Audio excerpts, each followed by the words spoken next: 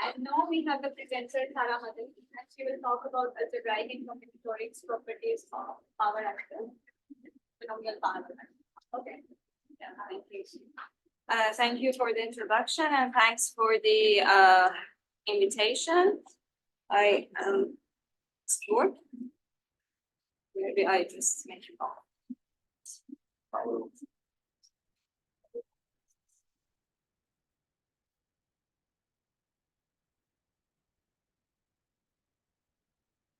That was okay.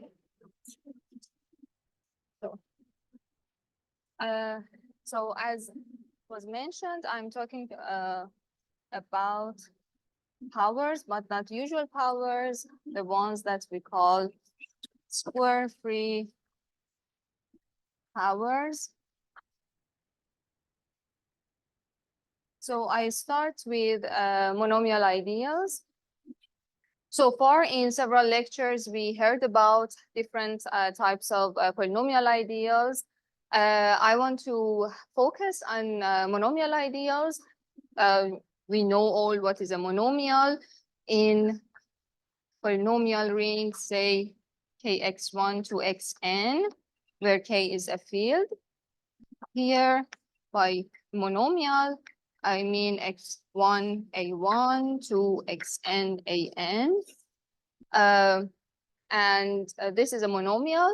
And when we have an ideal generated by such elements, we call the ideal a monomial ideal. And in particular, if we allow ai's to be only 0 or 1, then we have a square-free monomial.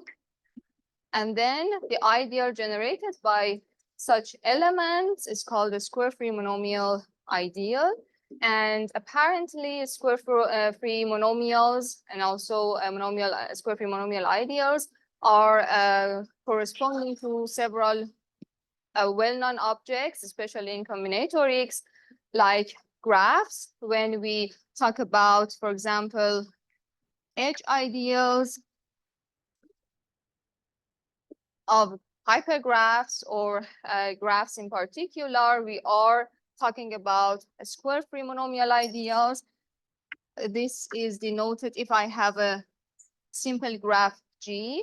By simple, I mean there is no loop and no direction, no multiple edges inside the graph. And if I take this graph with n vertices, the same notation as Thomas, then the edge ideal is generated by xi, xj, where I and j is an edge in the graph. So I denote the edge set of the graph with E of G. So this is for sure a square-free monomial ideal generated in degree 2, and it is almost well studied, and we will back to this. And it can be generalized to hypergraphs or clusters as well. And also when we talk about square-free monomials, we can have simplicial complexes in mind,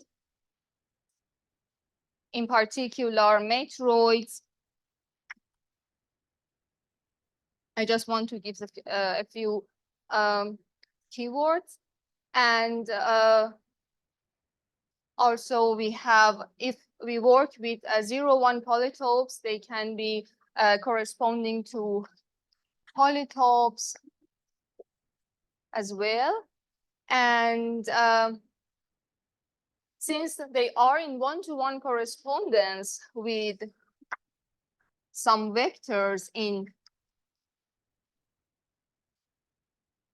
Z, positive one, of course, to the n, we can also think of them as features of some data set.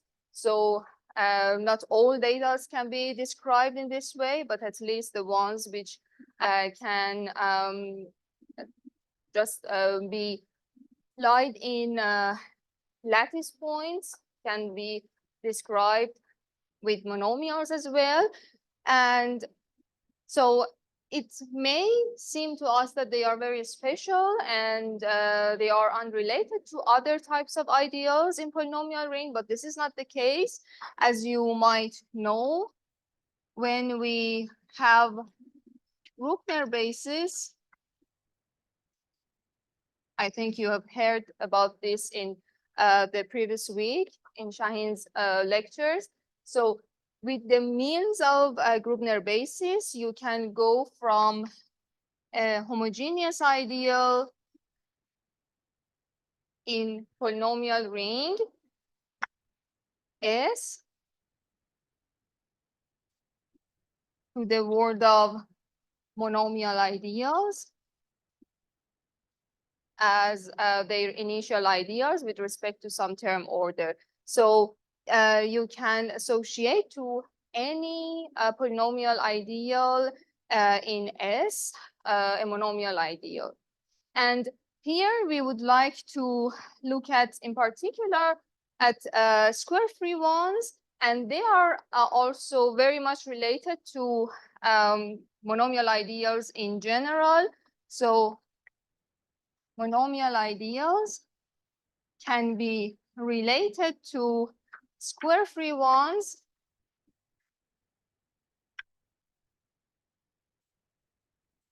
with the means of polarization.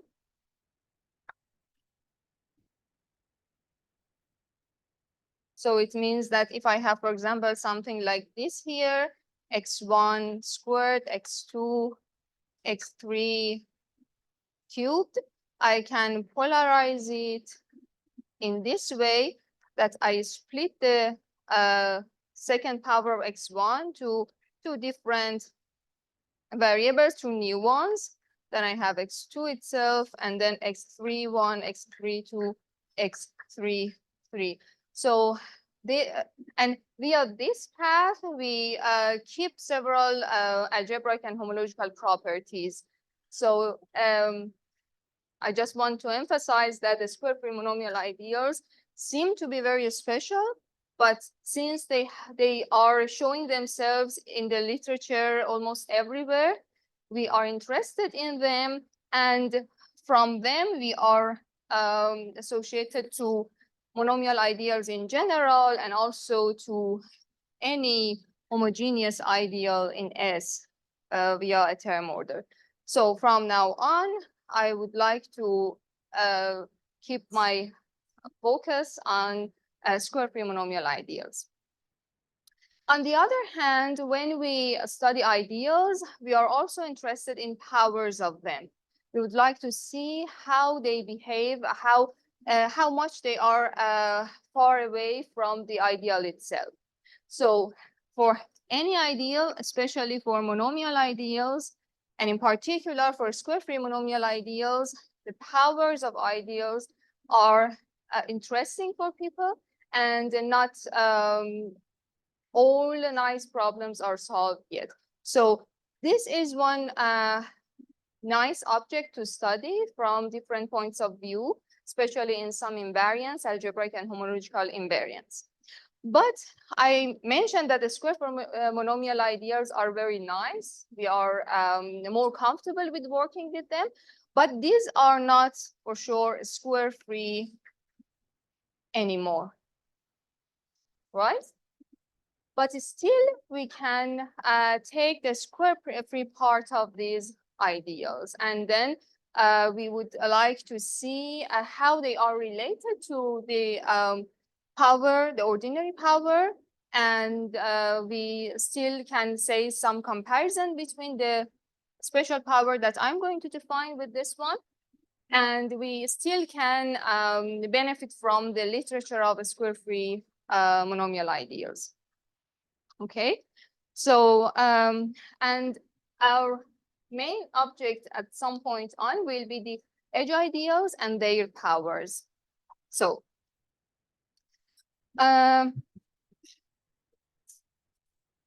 maybe I first introduce what is the square-free power. So if as I said, I would like to take the square free part of this ideal. Okay, so I can define it in this way, and my ideal, as I said, from now on is a square free monomial ideal.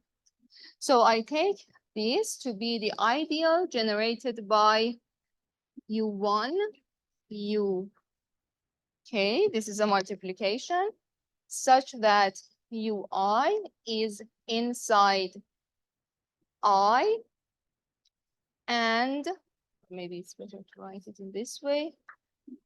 By G of I mean the unique minimal set of generators of monomials of the ideal. One can see that it is uniquely determined, and U1 to UK provides a regular sequence in S. So you might know that in the literature of square free monomial ideals, we can have this as a very simple example, this simple exercise, that if U1 to UK are monomials, the set of monomials of S is denoted by mon of S, then U1 to UK is a regular sequence on S if and only if their support do not have any intersection. By support of a monomial, I mean the variables appearing it for any I and J, which are different. So it is an easy exercise. I mean, I try to give some exercises between what I'm saying. Some of them are very simple for those who are not familiar with the topic at all. It would be a starting point. Some of them may be more advanced for those who are in the topic. And at the end, maybe some research problems for those who are really searching for research problems around. Okay, so this can be an easy exercise that when I'm saying that here, this is a regular sequence, I mean that they are on disjoint sets of variables. Okay. And if I just return to my H ideal case, the quadratic square free monomial ideal, and look at this square free power, what I see is that it should be something like this: xi1, xj1 times xik, xjk, where these are edges of my graph or generators of Ig. So I1, J1, AIK, JK. So here we said that they should be regular sequence, or equivalently, they have disjoint supports. They do not share any variables. It means that corresponding edges in the graph E1 to EK should not share any vertices, right? And this in the literature of graph theory means that I1, J1, and this one is IK, JK, would be in such a shape, which we call it a matching in our graph.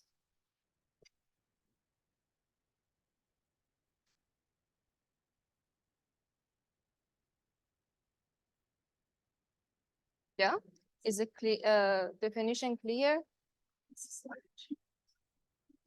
To K square free power, yes, thank you. Yes, I just wanted to make it more formal, the definition.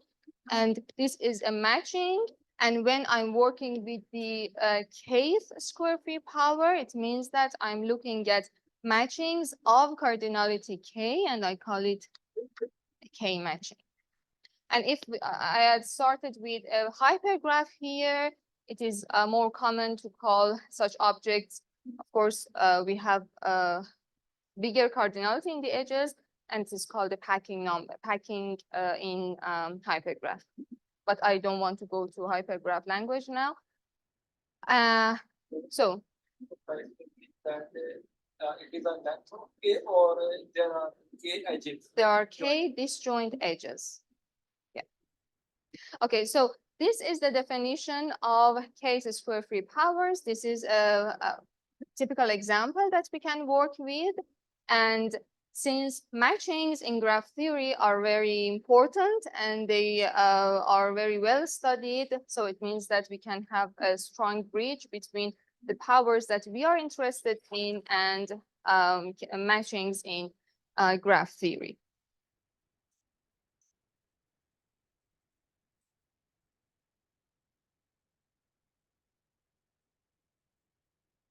Okay. What was the exercise? I just wanted, yeah, because I formally defined the ideal in this language that these monomials provide a regular sequence. And here for monomial case, I just said that you can easily see that this sequence is a regular sequence on S if and only if any pair of them do not share any variables. So they are on disjoint sets of variables, and the set of their variables is shown by support of that monomial. Yeah? Do you remind us definition of the regular sequence? Yes. In general, I mean, not so general, but just in our polynomial ring S. And if I have an S module, and I have a sequence, let's say U1 to UK in S, then first of all, I don't want this to be, to be the, and here I just take the quotient. I don't want to be so in general. Then this is, this should not be the whole ring actually. And the order is important here. It means that for any I, ui should not be in the zero divisor of m over u1 to ui minus 1 m, right? M is here. Okay. So you take any element here, it should not be in the zero divisor of the previous one. The quotient of m over from the beginning of the sequence till before, the element before, right? So for example, u1 should not be in the zero divisor of m itself. u2 not in m over u2 f, right?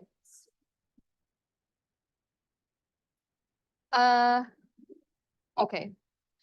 So, and it's not easy always to work with them just by definition, but at least in a monomial case, it is very easy. We can just distinguish them by looking at them. But just to make sure that the matching is clear to everybody, maybe I also draw a picture of a graph.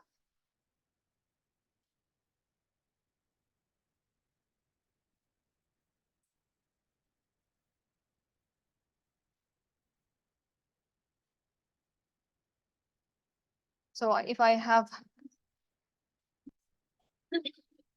this as my graph,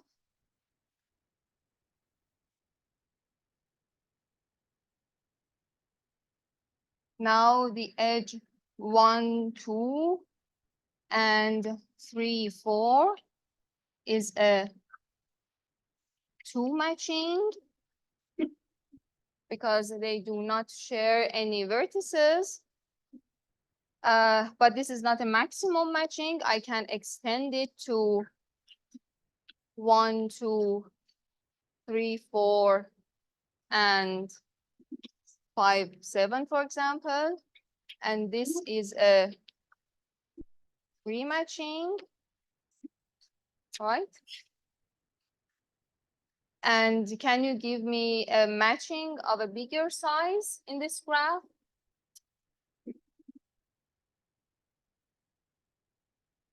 Is that possible to find a bigger matching here? No. So this means that the biggest size of a matching in this graph is a 3, and this maximum number of matchings of edges in a matching that we can find is called the matching number. So matching number of G denoted by nu G is the maximum size of a matching in G. So in this example, you can argue simply that nu is just 3, right? So now if I just return to the definition, or maybe here in a more general sense, for sure from very big case, the ideal would be 0. But what is the maximum number k that this ideal can be non-zero? Whenever I can find such a regular sequence, I still can have a non-trivial ideal, right? So the maximum length of regular sequence among the generators of I. And in particular, for graphs, it means that this square free power would vanish for sure for any k bigger than nu. Do you agree with this? Okay, so, and for k equal 1, we get the ordinary square free monomial ideal or the edge ideal itself. So for k equal to 2 to nu is what we are interested in knowing things about it. And there are several things in combinatorics about matchings. I just write some keywords for those who are interested more in combinatorics.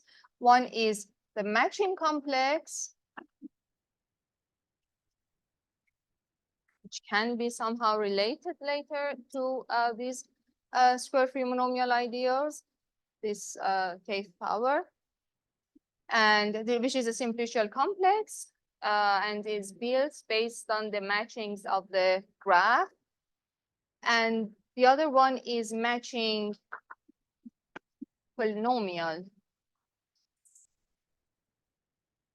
This is also an interesting polynomial associated to a set of matchings of the graph, and its coefficients are coming from the number of matchings that for each real number you can find in the graph, and there are several nice properties about them.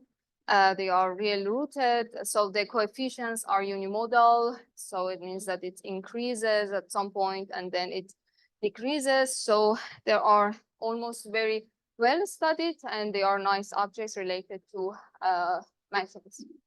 But this is the object that we want to talk about. Does matching number depends on the value of vertex or Depending on what? value of vertex or There are some criteria to find matchings, perfect matchings, or matchings of certain cardinalities, but not very much related to the degree. Just it is not. Yeah, there are some criterion to distinguish, also based on degrees, but it does not influence directly an existence or non-existence, for example. Okay, so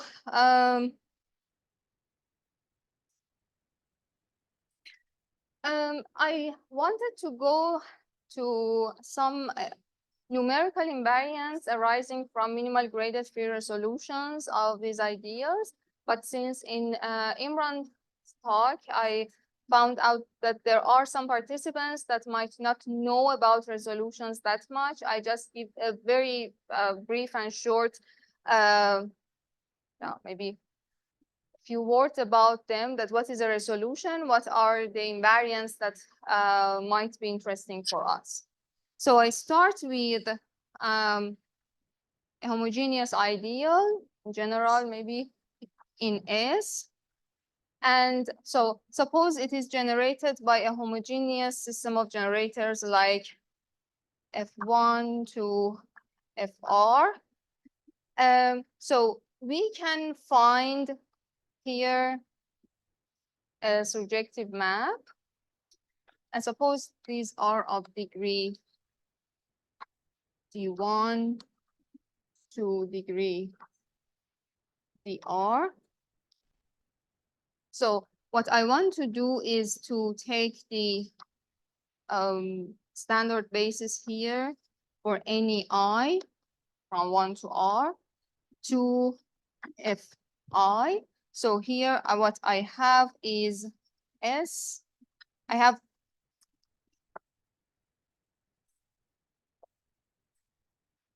R items, R copies of S, but since I'm interested in degrees, I shift them and I show the shift with these parentheses and this minus. So it means that E1 here has degree D1, and then ER has degree DR. This is just a notation. So we shifted the degrees. And here, if I denote this by this, then this map has a kernel. This has a kernel. Okay. And you can see that it is also generated by a homogeneous set of generators. You can take the minimal ones and repeat what we did for this guy. Okay, so we repeat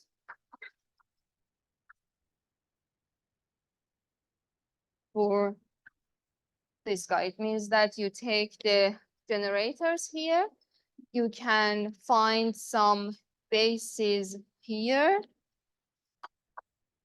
So you have now a direct sum of S minus some J over J. And then by combination of these two maps, we get this. And then this has a kernel and you repeat this procedure, okay? And when we start with, when we are in polynomial ring and we start with a homogeneous ideal, for sure this procedure would stop at some point.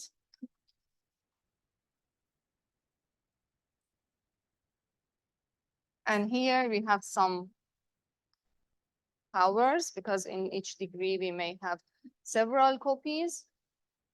Okay, so this is a very simple procedure, but if we want to prove different things, of course, the time will be over, but I think that's enough for us, that we have such a sequence, which we call it the minimal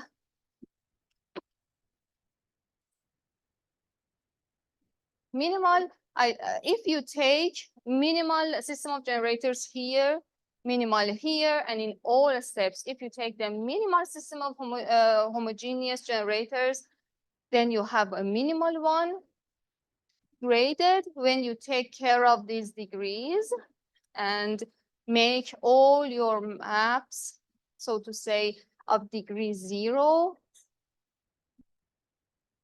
then it would be minimal graded resolution of I. And it can be shown that it is up to isomorphism, it is uniquely determined. And so here we have, and here maybe some of these, the i's are the same. So we have a power, then the rank, so to say, which is called beta ij of I. Okay. And the length of this sequence is called the projective dimension of I. And the one which is more important for me for the rest of the lecture is the Castello-Mumford regularity of I, or for short, just regularity, which is the maximum of j minus I mean these two indices, such that beta ij of I is non-zero. Okay.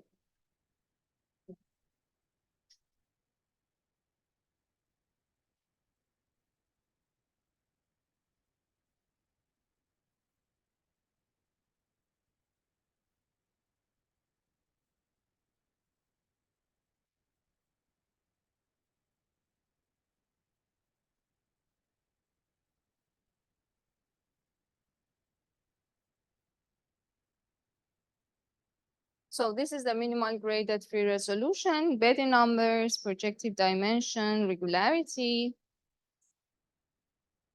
And when this sequence have special types, it has different names, like maybe I just write it here. For example, when in each step you see just one specific degree of some rank here, but the degree is not changed in each step, then it is called a pure resolution. When you have just one degree in each step, but they are consecutive integers, so they are increasing by 1. So here, for example, you have s minus 2, then s minus 3, and so on. Then it is called a linear resolution. And if you do not know about the rest, but here you have a linear part, so it means that if here you have d, then this is d plus 1, then it is linearly, the ideal set linearly related. So I just thought, since we still have this picture, it's good to say these words, at least to have these keywords. If I need them later, I will explain more, but just for the moment, for those who want to search about it. Okay. So if for each step I take fi to be the direct sum of, so to say, fij, and here this is an the guy appeared in each step. So we may say something about what is the relationship between this for the ordinary power and the square free power. Or more general, what is the relationship between the minimal graded free resolution of IK and the square free power? Okay, so if because we took just the square free part of this one to build this, and now we would like to see if we can take a part of that resolution to make the resolution of this. Okay, so somehow if we can take a subcomplex or so, that would be interesting for us. So for this, I just recall a well-known lemma, but it is interesting. It's called the restriction lemma.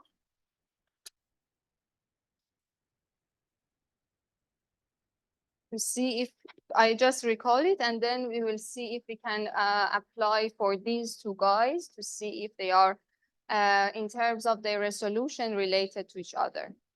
So here I have I, a monomial ideal.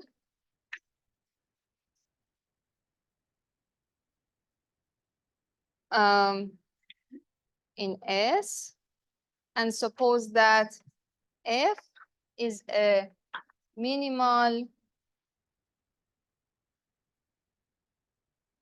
graded free resolution of I mean, I put some space here because I would like to add multi-graded here. And by multi-graded, I mean,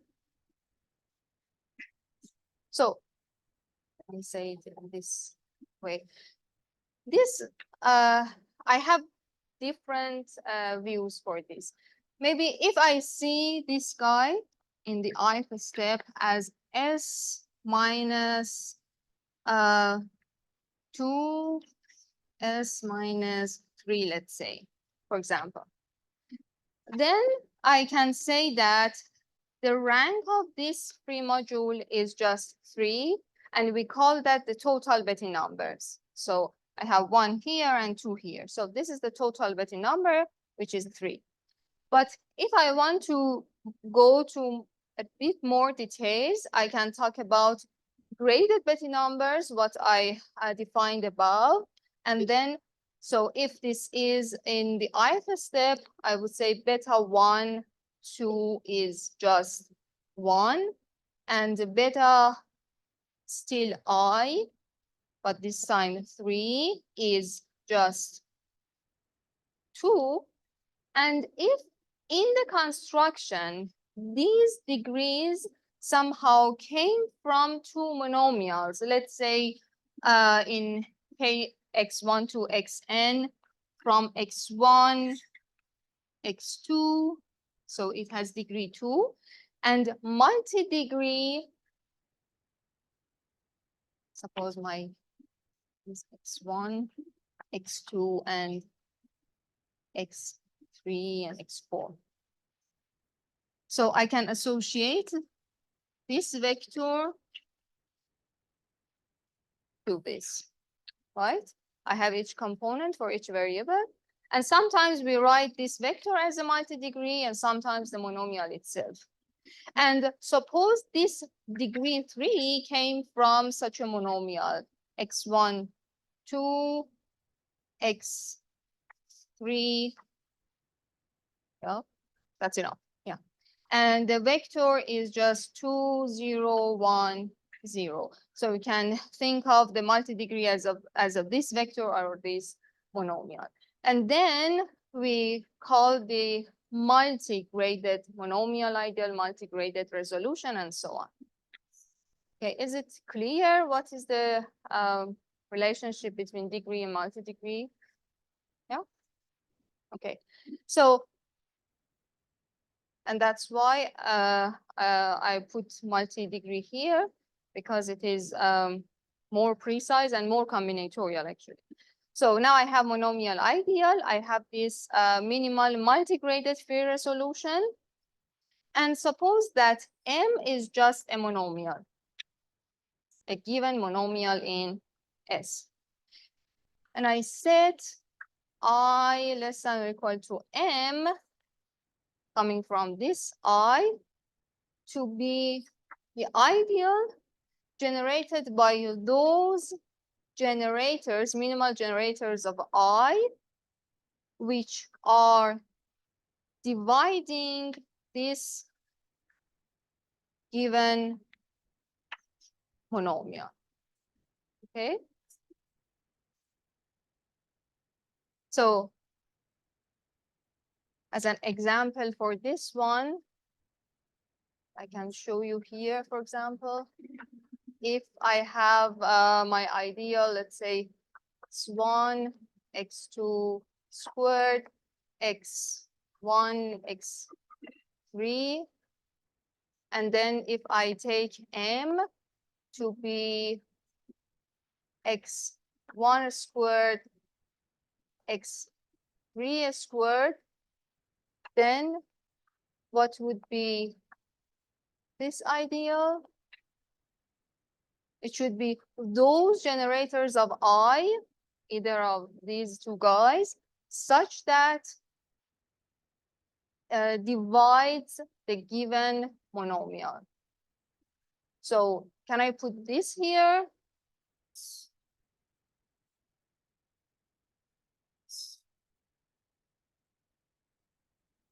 No, because it does not divide given m, right? But what about this one?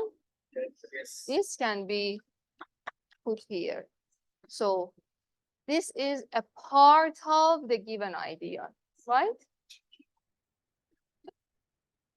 So I start with this I have the resolution of I consider this ideal, and then I want to say that what can be the resolution of this, the minimal free resolution of this ideal. So if I take this subcomplex whose steps are just given by some direct sums, so to say S minus Aij, and here J varies, as well as this condition I have, X Aij divides M. Okay, so I'm considering the same step as in F, but I just take those ones whose multi-degree here divides the given M. Okay, and note that there I wrote the standard degrees, so the integer degrees, but here I'm writing the multi-degrees as I explained here. And then finally what happens, what is the claim at the end? This resolution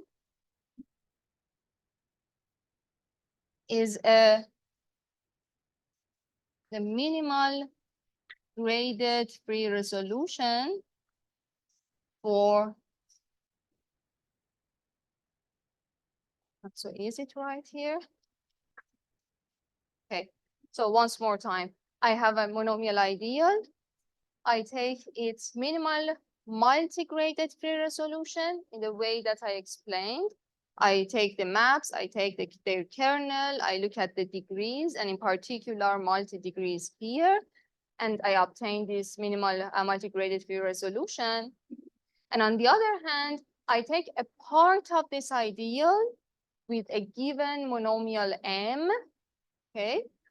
And then I take some of the summands of each step of F.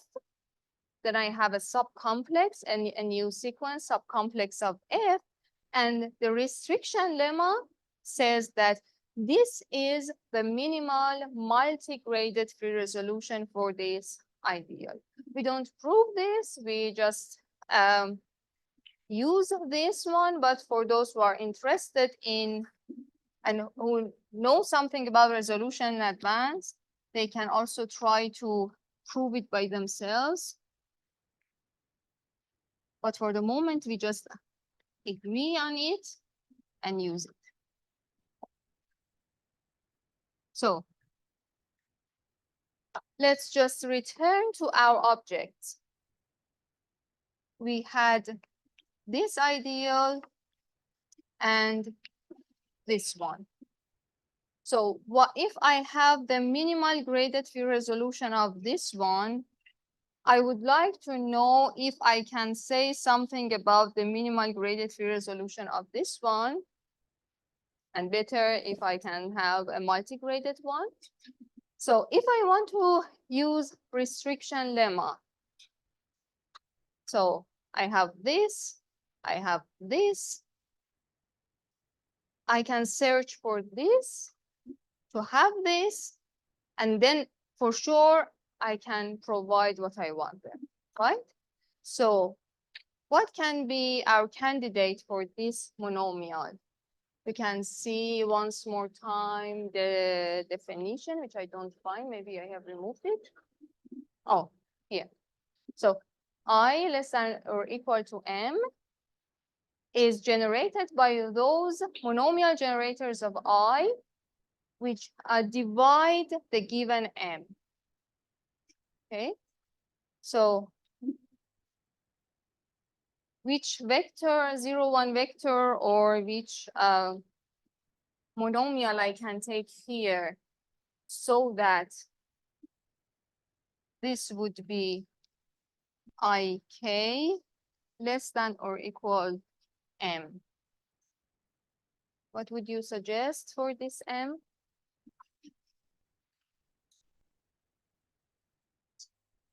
The square free power, just recall, the square free power is the square free part of the ordinary power, right? And on the other hand, here, if I want to start with the ordinary power, I want to keep those generators which divide this m. To be inside the case square free power, I would like to avoid any kind of squares, right? So what would be the candidate for this? Sorry? The vector of 1 everywhere, or x1 to xn as monomial, right? Agree? So this is the candidate because we are sure that we are avoiding any kind of squares in our ideal, and we are really taking those monomials here which do not have any squares. So now we have this, and this restriction lemma says that you always can provide the minimal graded field resolution of this ideal from the one of the ordinary power. And having a subcomplex means that you can have a control on all of these 3 invariants, namely you have beta ij of the ideal, the smaller one, less than or equal to beta ij of I, the same for the projective dimension.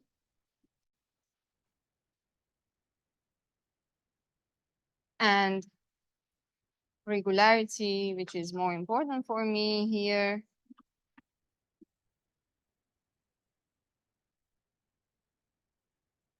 So it means that the invariants, the numerical invariants arising from the resolution for these 2 powers are related to each other. So we can have some upper and lower bounds, roughly speaking, for each of them based on the other one. So I wanted to give you some relationship between these 2 types of ideals, these 2 types of powers, and the restriction lemma would be the first. And okay. Here you talk about you are comparing regularity and these things of I and square free. Yeah, in general, for any monomial ideal and this ideal building from this, And in particular, yes, I wrote it in this way, but now you can just think about this and this.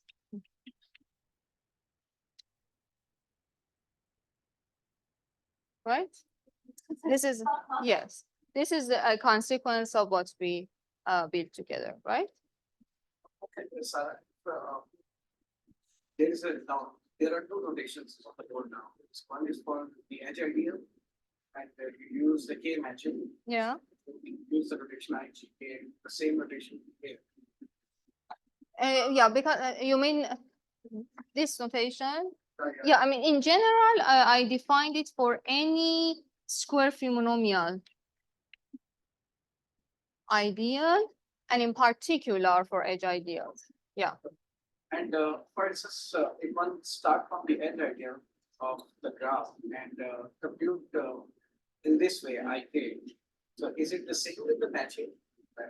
It's quite an ambitious.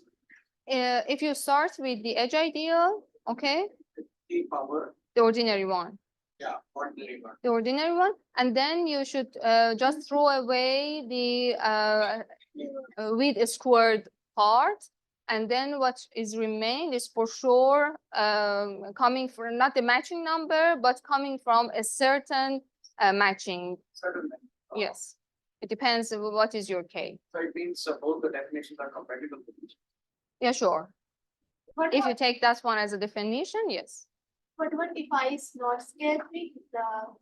I mean, then for sure, you never come to a square free part, because there is a generator there, so you are missing something at the end. I mean, when you have some hope to have a square free power at the end is when you have a square free generators, right? Because you want to multiply them to each other to provide a bigger square free monomial. And then when your generators are not a square free, then from the very beginning, it doesn't make sense, right? Okay. And so let me. But in that case, but in that case, you said that IK will be 0 when K is greater than the matching number. Yeah, sure. In this case, If it is, okay, you can define nu of any square free monomial ideal as the maximum size of a regular sequence that you can take from the generators of the given ideal I, right? and that will be The lengths of regular sequence. There exists some K for the edge ideal if we are going to build IK in this case, and then K greater than this matching of I will be 0. For sure.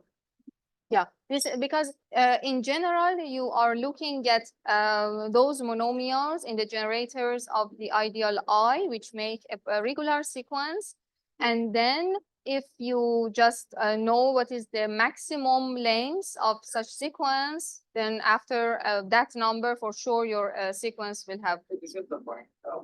From where this definition we are getting the length of the monomial. In that case, this is quite clear.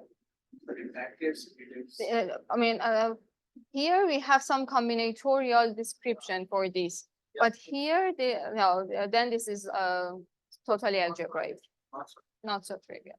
I mean, there also, when your graph is complicated, again, it is not trivial, but we have some intuition about that.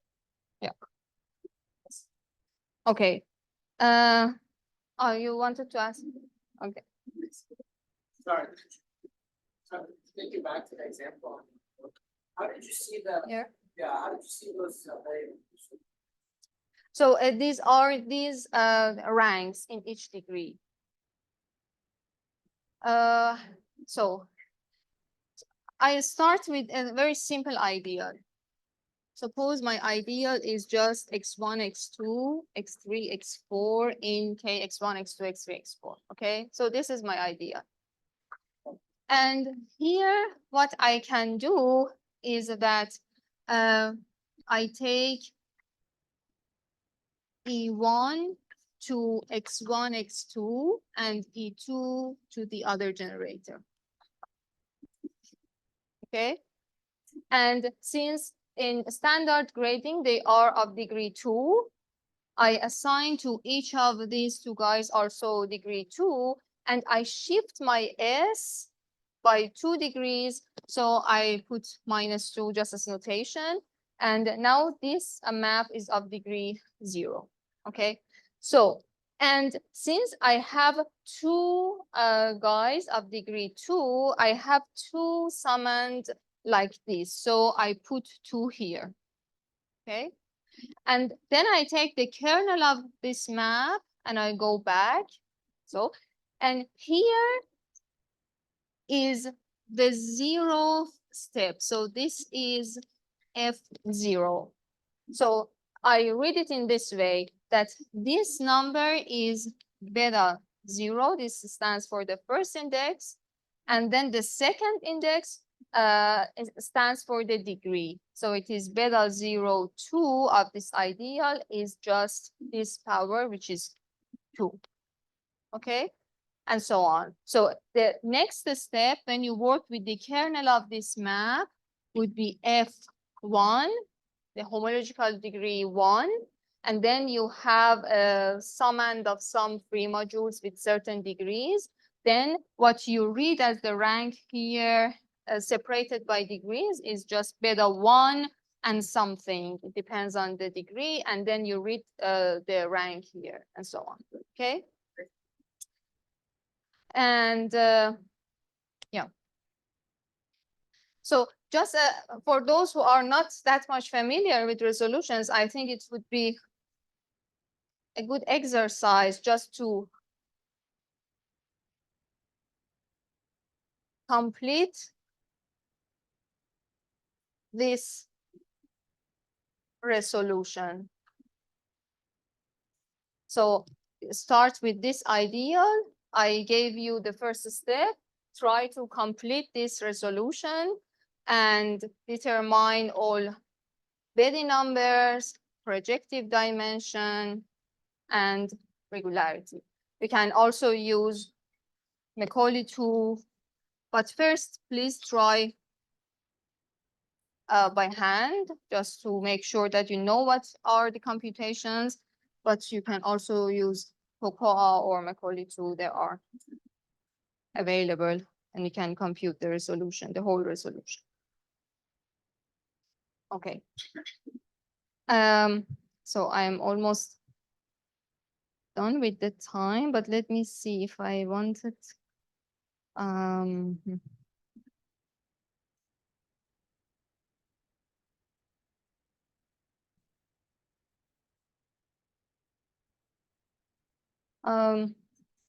okay, so I think if I want to start the next part, then it will be really over time. Okay, then thank you.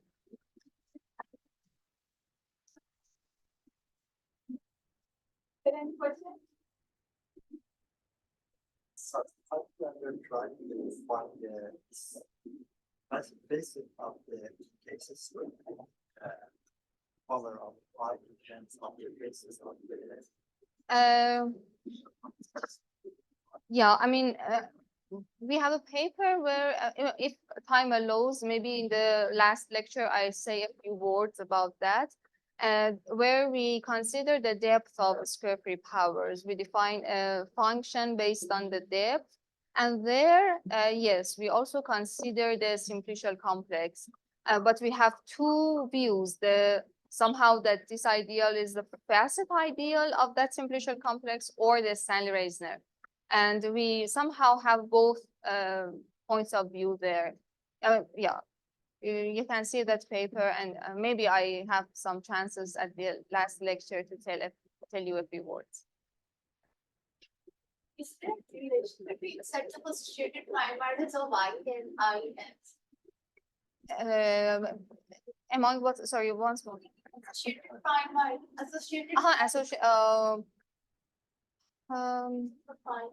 I and square root.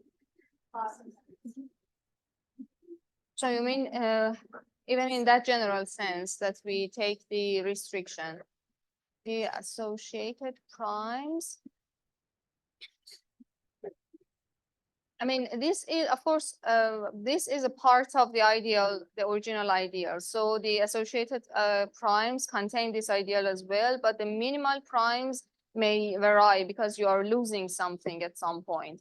So the associated primes, I think it's a subset of the associated prime of the original one, but the minimal ones, I'm not sure if it is under control. It's clear that been set up for minimal session power is same. Yes, yes, yes. Then for minimal, for the minimal ones, yeah. There should be a relationship, but very clean. I don't have in mind right now.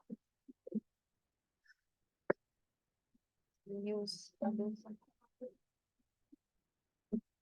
Okay, any other question? What are you going to do with these ideas? Okay. To be honest, I wanted to say more about regularity today and some bounds, but I thought maybe it's better to recall some of these things that everybody can follow the next lectures. But the next step will be focusing on the regularity, and then we will see how far we can go. Do you translate the containment problem for this problem? The containment problem, not, but for example, the Ratcliffe property is translated somehow. Somehow. Somehow, yes. So this is an of interest. It's the translate. Yeah, yeah. At any duration, the symbolic property is called. Yeah, it makes sense. That's whatever you had there, you try to translate here. Yeah. Okay, any other question? Alika. Oh, no, sorry.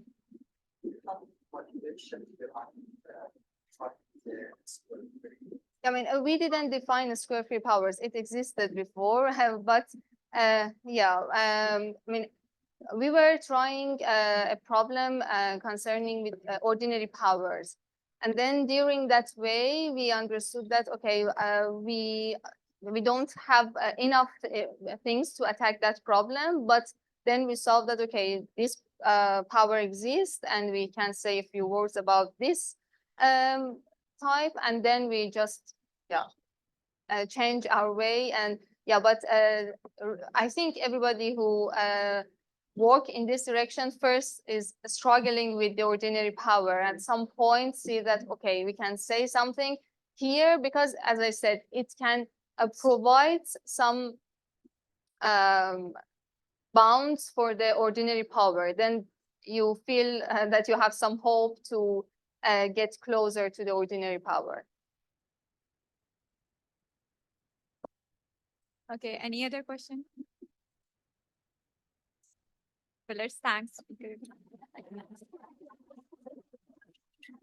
Now we have a break and we'll join again at 4. There's a small announcement as well. In the March lecture of Batek is going to be tutorial. It's not a lecture. On Thursday. Not the. Yeah.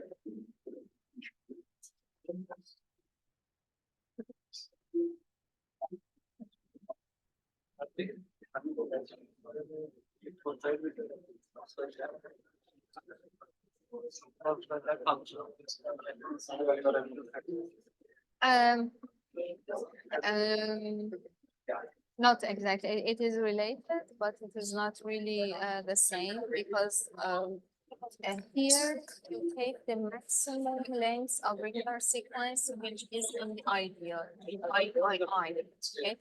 But for this, you look in M, maximum, relevant maximal ideal, right?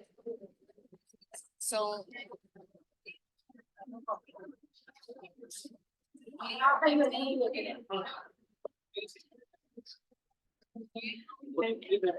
yes, I mean, for the definition of this, what you have is the maximum length of a regular sequence in maximal ideal, the graded maximal ideal n is 1 to xn, right? Yes. But here, That you is look the for important and the yes, but here we just consider the longest lengths of the regular sequence contained in your generators of the idea.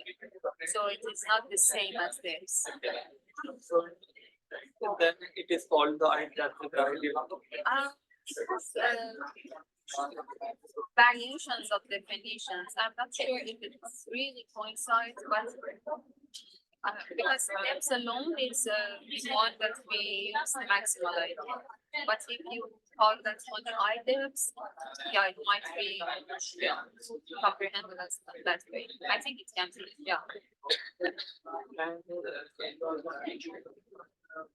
bounds using the magic number for the depth. Somehow, for first Upper bound and clarity, and if we have some time, I also go through this. because I find where it showed that the depth of the idea is bounded by the magic upper bound and lower bound. See, as some formula type. I share that idea. I mean, for the depths, we have some results and also some other people, yes, but not with the magic number itself. Some formula based on magic number. But in that it showed that the depth of this kind of ideal is bounded by the magic number. And he calculated the upper lower bound for the test. So you, I should just see the, I mean, maybe this is also another paper that I don't remember now, maybe it's by Picard. Somebody, which was she, not me, right? Okay, so maybe not, maybe I don't know. Like, you can send me. Canadian? So Sara maybe complex. No, sir, no, sir, right. No, sir. Yeah, she's a co-author of the paper. Oh, okay. Yeah. Okay.